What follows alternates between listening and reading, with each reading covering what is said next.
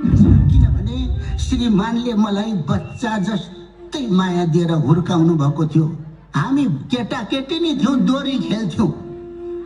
लेखैमा जाँदा लेख लाग्थ्यो, मलाई केन्ने कराउँथ्यो। हजुर र हामी भेट हुँदाखेरि डर सबै गराउँथ्यो भनेर। नानी जब उहाँ जानुभयो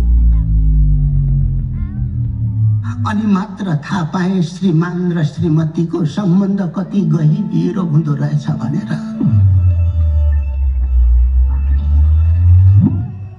सासू ससुराका लागि एउटा छोरो मर्यो, दिदी बहिनीका लागि एउटा माइती मर्यो, छोरा छोरीका लागि उनीहरूको बाउ मर्यो, तर मेरा लागि संसार मर्यो, साहस मर्यो, सारा मर्यो, सर्वस्व मर्यो।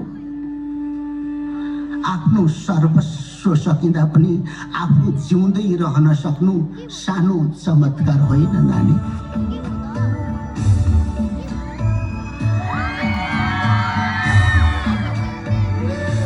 एउटी विधवालाई आफ्नो ज्यान जोगाउनु भन्दा ठुलो कुरो आफ्नो इज्जत जोगाउनु हुन्छ नानी।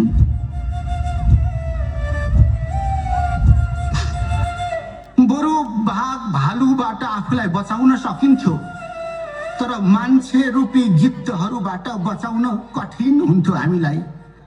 भोक र शोकको आगोमा जल्नु पर्दा बेला बेला मन बहकिँदै भन्थ्यो, यसरी पटक पटक मर्नु भन्दा एकै पटक मर्न पाए पनि हुन्थ्यो।